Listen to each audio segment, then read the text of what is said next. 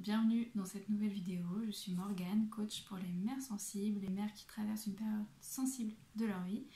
Aujourd'hui, on va parler de quelque chose qui peut vraiment changer ta vie, changer tes relations avec tes enfants, avec ton conjoint, avec n'importe quelle personne avec qui tu as une relation d'amour, d'amitié, enfin même tes collègues, je pense.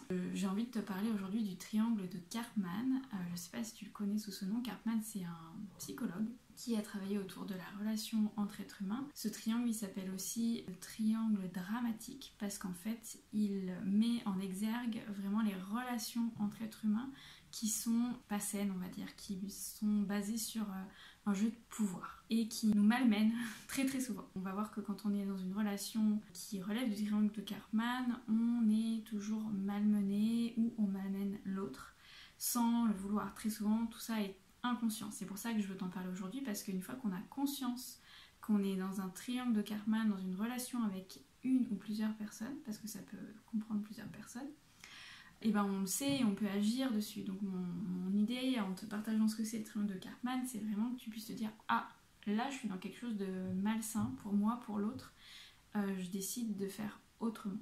Et je ferai certainement une autre vidéo pour vous dire comment faire autrement. Mais aujourd'hui, on va déjà voir ce que c'est, comment le détecter, et je vais donner des exemples, tout simplement pour illustrer ce que c'est, parce que rien ne vaut l'exemple, et je pense que tu t'y retrouveras en plus.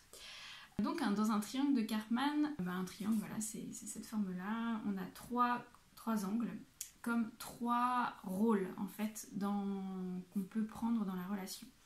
Le premier rôle, c'est le rôle du bourreau, de celui qui fait mal, qui nuit à l'autre, qui blesse l'autre sans le vouloir très souvent, ou parfois consciemment, mais voilà, c'est bien parce qu'il est pris dans ce triangle qui prend cette position-là. L'autre position, l'autre rôle, c'est la victime, c'est celle qui va recevoir, être malmenée, qui va être là, ouais, c'est toujours ma faute. Enfin, c'est jamais bien pour moi, c'est toujours de ma faute, voilà, ça va être la victime. Et puis le troisième rôle, c'est le sauveur ou la sauveuse. Et très très souvent, pourquoi je te parle de triangle de Karpman? Parce que le rôle de la sauveuse, c'est un rôle parfait pour une maman. C'est un rôle dans lequel on peut tomber sans s'en apercevoir quand on est maman, tout simplement parce que quand on est maman, on adore aider, on adore subvenir à l'autre, l'aider alors qu'il ne nous a pas demandé. Et encore plus quand on est une maman sensible, hypersensible, et qu'on ressent beaucoup les émotions des autres, qu'on a beaucoup d'empathie, on a envie de les aider malgré eux, malgré qu'ils ne nous aient rien demandé, et on peut très vite tomber dans ce rôle de sauveuse, mettre sa cape et se dire « Ah, mais je vais aider mon enfant, je vais aider mon conjoint, même s'il ne m'a rien demandé ». Et pourquoi j'insiste sur ce « même s'il ne m'a rien demandé » parce que c'est bien parce qu'il n'y a pas eu de demande qu'on rentre dans le rôle de sauveuse et qu'on va créer un triangle de Karpman sans même le savoir, le vouloir. Je te donne un exemple concret pour que tu puisses vraiment t'imaginer, te projeter dans est-ce que moi, dans ma vie, je vis des relations où le triangle de Karpman s'immisce. Je voulais te donner l'exemple, t'en donner deux, mais le premier, ça serait l'exemple d'un couple avec un jeune enfant, que le papa, la maman, l'enfant, situation banale de la vie quotidienne quand on est maman, mercredi après-midi, on paye un tour de manège à l'enfant, et puis notre enfant, voilà, c'est fini, il a fait un tour, deux tours, et en fait, il crise, quoi, il veut un tour de plus. Et on est là, papa, maman, papa va dire non, c'est tout, on t'avait prévenu, c'est fini, on y va. Donc là, les rôles commencent déjà à se dessiner, l'enfant est la victime, on lui donne pas un tour de plus, ah c'est terrible, je vais faire un tour de plus, je vais faire un tour de plus, si, la crise, je me roule par terre et tout ça, enfin, vous voyez bien ce que je veux dire. Il est dans le rôle de la victime. Tout ça est très inconscient, hein. L'enfant se met pas lui-même dans un rôle de victime consciemment, hein. Tout ça est très inconscient et pour tous les rôles. Et le papa, qui dit non, lui, il est dans le rôle de bourreau, celui qui dit non, qui est contre, qui fait les actions qui font mal à la victime, entre guillemets. Et puis la maman, qui est là, elle va prendre le rôle de sauveuse, elle va dire « Mais si, on peut quand même lui en donner un, allez mon chéri, refais un tour ». Et donc elle va sauver l'enfant qui était en crise de nerfs parce qu'il n'avait pas son tour de plus. Et elle prend son rôle de sauveuse. Et c'est là que tout s'inverse, que le triangle de Karpman se met à jouer, parce qu'en fait on va voir quand les rôles s'inversent à partir du moment où on a trois protagonistes comme ça. Donc la maman qui se met dans le rôle de sauveuse et qu'on comprend, hein, voilà, on n'a pas envie de voir son enfant pleurer, on a envie qu'il soit bien, et puis allez, qu'est-ce que c'est qu'un tour de manège de plus, voilà, ça part toujours d'un très très bon sentiment de se mettre dans le rôle de sauveuse, et c'est bien pour ça que c'est pas si facile que ça de s'en sortir. Du coup, en étant sauveuse, cette maman, finalement, elle devient le bourreau du papa. Parce qu'elle elle va contre lui, elle va non, t'as tort, tu vois, il faut pas lui dire non, etc. indirectement. Et du coup, le père prend le rôle de victime face à la maman. Et finalement, l'enfant, lui, devient le bourreau parce que c'est à cause de lui que ses parents sont en train de s'embrouiller, si on peut dire. Et du coup, voilà, les rôles s'inversent comme ça. On est toujours dans un mode relationnel, vous voyez, personne n'est content, quoi. Personne n'est content, c'est pas fluide, ça râle, ça pleure, ça chouine, on se dispute. Maintenant, les deux parents sont en train de se disputer sur mais oui, mais non. Et on pourrait imaginer que le triangle continue de s'inverser, les rôles continuent de s'inverser, où l'enfant, finalement, voyant ses parents se disputer, décide de se lever et part du manège. Et du coup, quelque part, il prend le rôle de sauveur en disant voilà, moi je veux plus de tour de manège, donc il n'y a plus de soucis. Et puis le père qui était victime peut passer en sauveur en disant mais si mon petit chéri, quand même, tu vas faire un tour, c'est pas parce qu'on se dispute, voilà, avec la culpabilité qui s'immisce dans tout ça, on est prêt à finalement donner le tour de manège à l'enfant. Et puis là, qui peut prendre le rôle de bourreau en disant mais t'es pas constant, l'enfant a besoin d'une réponse tout le temps la même, si on change d'avis tout le temps, il va plus s'y retrouver, c'est n'importe quoi.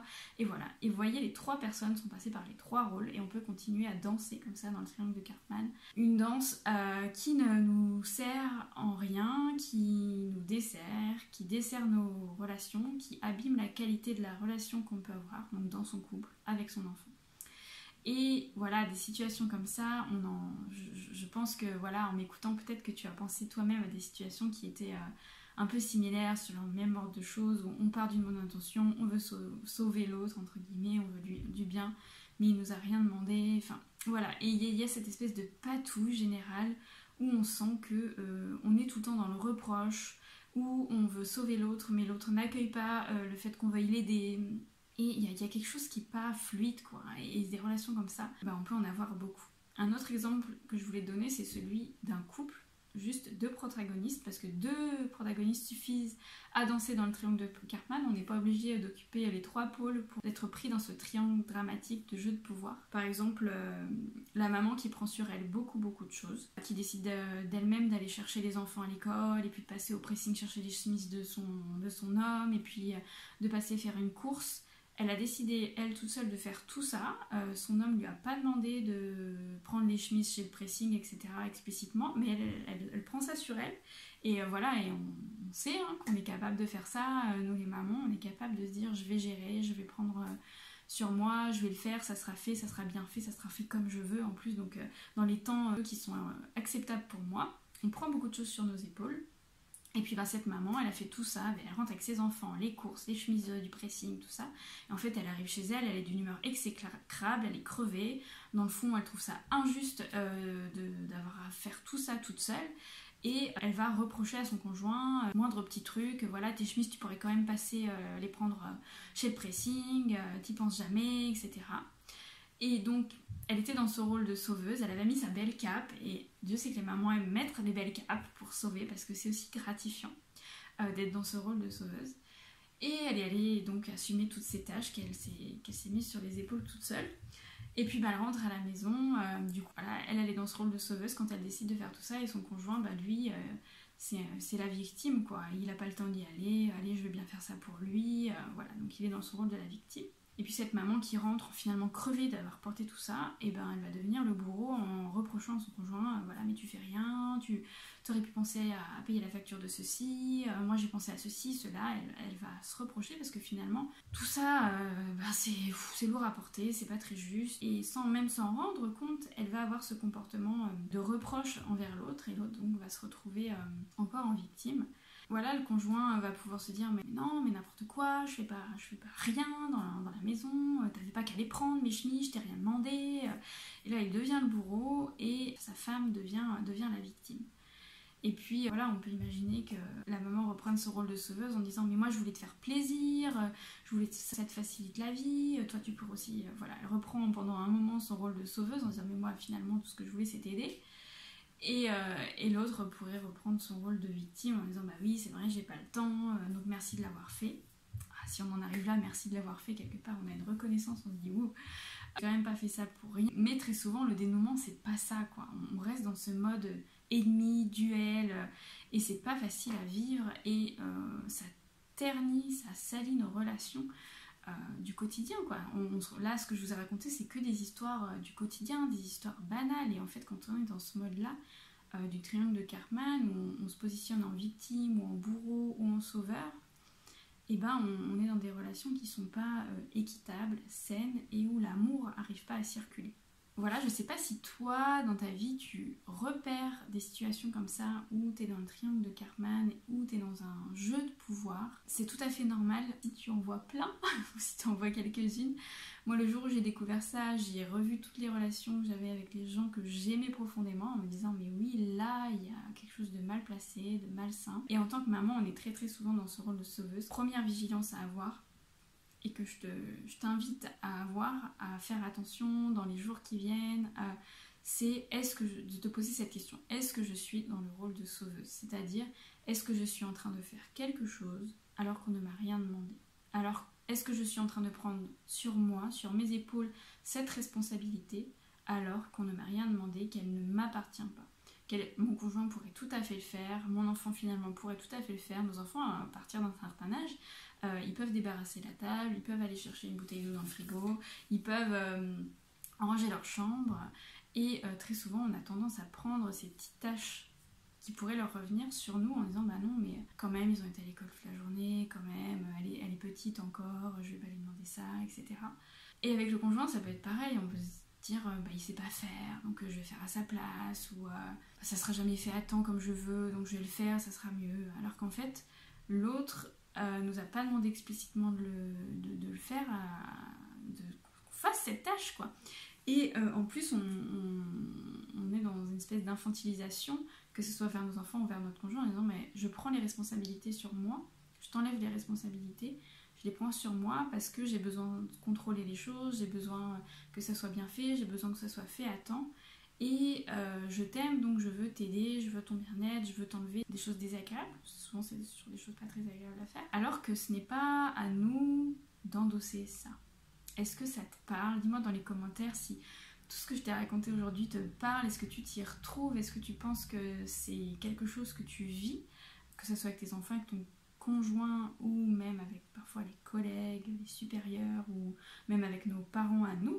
Parfois nos parents veulent nous aider alors qu'on n'a rien demandé et on se retrouve infantilisé et donc on dit non mais je veux pas être une victime, donc on devient le bourreau et on se met en colère contre la personne qui veut nous aider et on n'est pas d'accord. Et voilà, je pourrais donner plein d'exemples parce qu'il y en a plein qui me viennent, mais je vais m'arrêter là pour aujourd'hui. J'ai hâte de te lire dans les commentaires, voir si ce genre de situation te parle et j'en profite aussi pour t'inviter au défi Mon couple à la folie que je donne le 11, 12 et 13 octobre. Ce défi, je l'ai conçu pour les mamans qui ont envie de remettre de l'amour dans leur couple, qui ont envie d'apaiser la communication avec leur conjoint, parce que Dieu sait que quand on devient parent, eh ben, le couple est très challengé. Et c'est dommage parce que c'est vraiment le noyau de la famille, c'est vraiment le bien-être et le bonheur de la famille qui réside sur le bien-être des parents.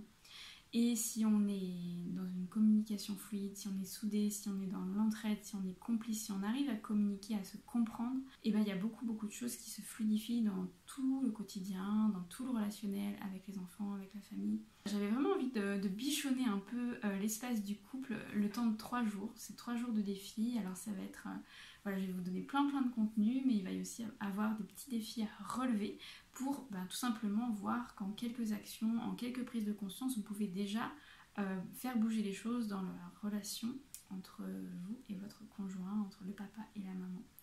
On devient 2 personnes différentes et on évolue beaucoup quand on devient parent et parfois on n'est plus du tout sur la même longueur d'onde, ou plus trop, on ne se comprend plus tout à fait.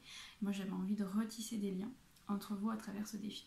Donc voilà, le lien il est en bio, sous cette vidéo, ça dépend où tu la regardes, mais il est pas loin, inscris-toi, ça va être 3 jours où on va se retrouver pendant 1 heure et où on va diffuser plein d'amour, et on va être ensemble, entre mamans pour prendre soin de nous avant tout et puis ensuite prendre soin de notre couple.